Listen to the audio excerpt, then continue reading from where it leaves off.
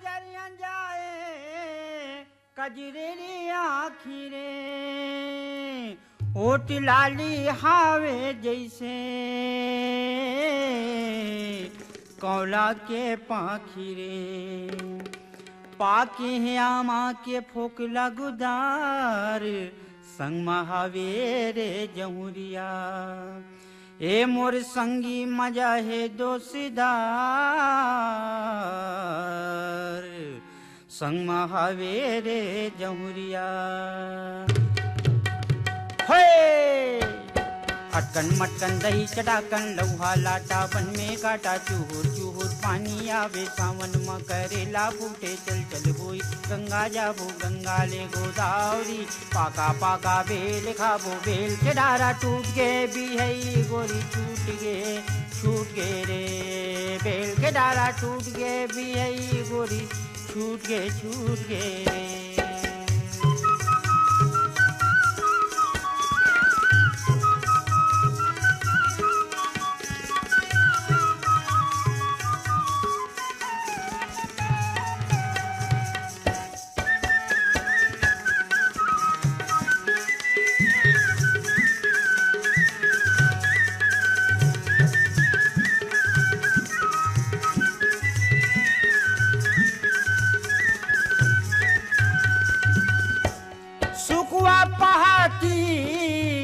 चंदनी दिखे रात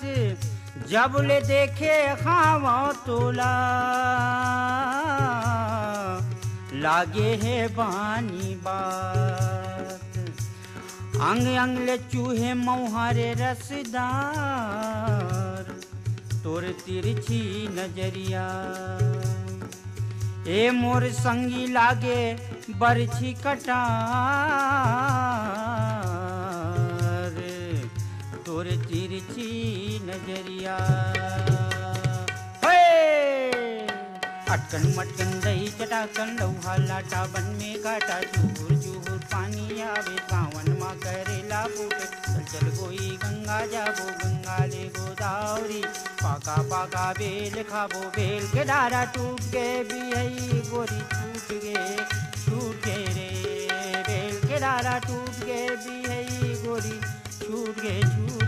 रे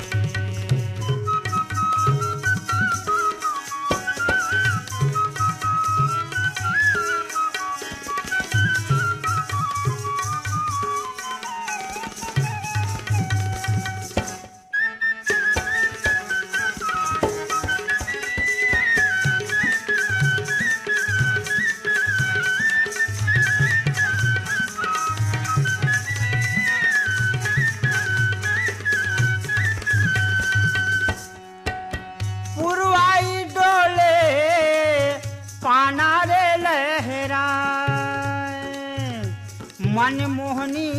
सुंदरिया मयाला भरमान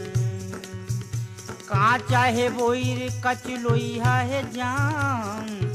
गोदना मा गोरी बैया ये मोर संगी लिखा ले मोर नाम गोदना मा गोरी बैया अटकन मटकन दही चटाकन लौहा लाटा बन में काटा चूहुर चूहुर पानी आवे सावन म करेला फूटे चल चल गोई गंगा जाबो गंगा ले गोदावरी पाका पाका बेल खाबो बेल के डारा टूट गे बिहई गोरी छूट गे रे बेल के डारा टूट गे बिहई गोरी छूट गे रे बेल के डारा टूट